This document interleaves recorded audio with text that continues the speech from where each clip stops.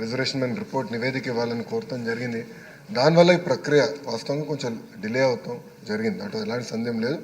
కానీ మేము ఆల్రెడీ గౌరవ ముఖ్యమంత్రి గారితో చర్చించి ఎట్టి పరిస్థితుల్లో మార్చిలో ఈ నోటిఫికేషన్ ఇవ్వాలని నిర్ణయం తీసుకున్నాం. ఈ 16,347 పోస్టులు భర్తీ చేశాక మార్చిలో మేము నోటిఫికేషన్ ఇస్తున్నాం. అది మొదటిది.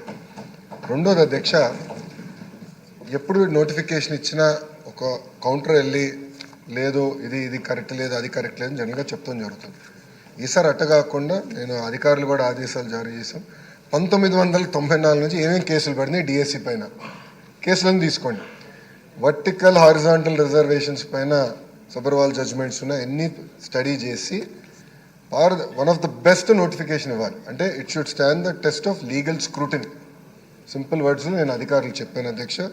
సో మేమందరం బలంగా నమ్మేది it will be one of the finest notification. It will also stand legal scrutiny.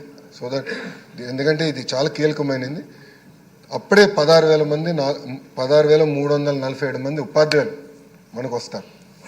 అది కూడా ఈ సంవత్సరంలోనే తీసుకురావాలనేది ఒక లక్ష్యంగా పెట్టుకున్న అధ్యక్ష గౌరవ సభ్యులు చెప్పినట్లు అనేక సంస్కరణలు మేము తీసుకొస్తాం జరిగింది. దీంట్లో ఫస్ట్ నేను చెప్పాల్సిన జియో 117 ఆల్టర్నేటివ్ మీ అందరికీ ఎక్స్ప్లెయిన్ చేసే ముందల సంఘాలతో కూర్చున్నాం, చాలా చర్చించాం. నేనే ఒకరోజు దాదాపు 5.5 గంటలు సంఘాలతో కూర్చున్నాను అధ్యక్ష. నాన్ స్టాప్ సెషన్ పెట్టుకున్నాం, డిస్కస్ చేసాం. ఐదర్ నేనన్నా వాళ్ళని కన్విన్స్ చేసా, వాళ్ళన్నా నన్ను కన్విన్స్ చేశారు అధ్యక్ష. ఎందుకంటే మన ప్రభుత్వం పరదాలు కట్టుకున్నాం 144 సెక్షన్ పెట్టుకుని తిరిగే ప్రభుత్వం కాదు. ప్రజలకు జవాబుదారితనం ఉండాలి, ప్రజలకు మనం సమాధానం చెప్పాలి. ప్రజల దగ్గరున్న ఆలోచనతో సంఘాలు కూడా పిలిచా. దాంట్లో వైకాపా సంఘం ఉంది అధ్యక్ష. దో ఇల్లీగల్లీ రికగ్నైజ్ సంఘం అయినా యాజ్ ఆఫ్ దట్ డేట్ వాళ్ళు రికగ్నైజ్డ్ కనుక వాళ్ళు కూడా వచ్చారు. లోపల ఏం మాట్లాడలేకపోయారు. నాతో మళ్ళీ ఫోటో కూడా దిగెళ్ళారు అధ్యక్ష. బయటికి వెళ్ళి వేరే విషయాలు మాట్లాడారు కానీ లోపల ఏం మాట్లాడలేదు. Everything is recorded. లోపల ఒక్క విషయం మాట్లాడలేకపోయారు.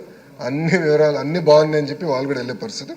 సో జియో 117కి ఆల్టర్నేటివ్, ఎందుకంటే మనందరం కూటమి సభ్యులందరం కూడా మనం హామీ ఇచ్చాం జియో 117 రద్దు చేస్తాం. ఒకే అయితే ఆల్టర్నేటివ్ రావాలి, పకడ్బందీ ఆల్టర్నేటివ్ రావాలి. ఏదో హడావుడిగా చేస్తే మళ్ళీ ఇబ్బందులు ఎదుర్కోకూడదు అనే ఆలోచనతో మీ అందరితో చర్చించిన తర్వాత ఆ ప్రక్రియ, ఎందుకంటే సెషన్ అయిన తర్వాత మీరు అందరూ తిరిగి వెళ్తారు, అది ఫైనలైజ్ చేస్తే జియో 117కి ఆల్టర్నేటివ్ వస్తుంది. అది ఫస్ట్.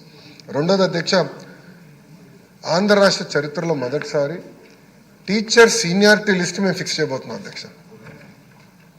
జనరల్గా సీనియారిటీ లిస్టులో ఎంత గందరగోళం అవుతాయో అందరూ తెలుసు అధ్యక్ష. ఈసారి సీనియారిటీ లిస్ట్ మేము పబ్లిక్లీ డిక్లేరింగ్. ఉపాధ్యాయులు డైరెక్ట్గా వాళ్ళ సీనియారిటీ లిస్ట్ చూసుకోవచ్చు. సీనియారిటీ లిస్టులో తప్పులు ఏమైనా ఉంటే ఇమీడియట్గా డిఓ గారి దగ్గరికి వెళ్ళి కరెక్ట్ చేయించుకోవచ్చు. ఇది ఎందుకు చేస్తున్నాం, ఇక్కడ నుంచి క్యాబినెట్, ఈరోజు క్యాబినెట్ కాదు వచ్చే క్యాబినెట్